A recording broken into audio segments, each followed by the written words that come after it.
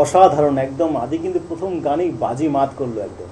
যাই হোক, আদি, এই গান বাজনা কতদিন ধরে চালিয়ে যাচ্ছে? খুব ছোট থেকেই বলতে পারেন, যখন ক্লাস 1-এ পড়ি। আচ্ছা, একদম ছোট থেকে। আমার বাবা একজন শাস্ত্রীয় সঙ্গীতের গুরুজি। আচ্ছা, জেঠুর কাছে গান বাজনা শেখা। আমাদের নিজস্ব, অ্যাকচুয়ালি আমি হচ্ছে বৈষ্ণবদের, আমাদের নিজস্ব হরিনামের দল পর্যন্ত আছে। বাবা বাবা, খুব ভালো। মানে ছোট থেকেই গান বাজনা, মানে পারিবারিক একটা কালচার আছে। হ্যাঁ, বাহ, খুব ভালো। চলো তবে পরবর্তী গান শুনি। একদম।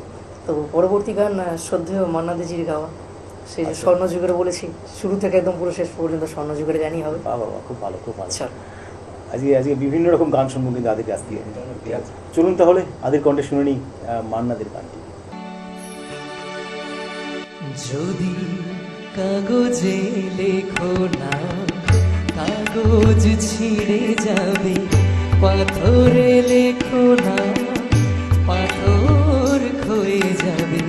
হৃদয়ে লেখো না, সে নাম রয়ে যাবে। যদি কাগজে লেখো না।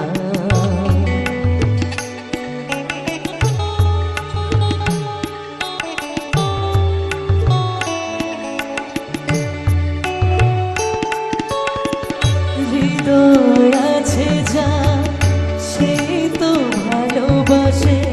প্রতিটি মানুষের জীবনে প্রেম আসে। হৃদয় আছে যা, সে তো ভালোবাসে। প্রতিটি মানুষের জীবনে প্রেম আসে। কেউ কি ভেবেছিল শ্যামকে ভালোবেসে রাধার ভালোবাসা কাহিনী হয়ে যাবে। হৃদয়ে লেখো না, সে না রয়ে যাবে। যদি কাগজে লেখো না।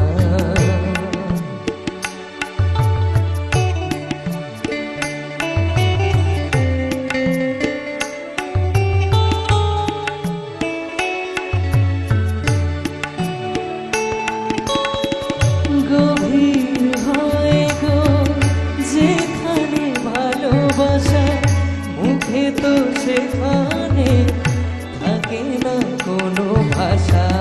গভীর হয় গো যেখানে ভালোবাসা, মুখে তো সেখানে থাকে না কোনো ভাষা।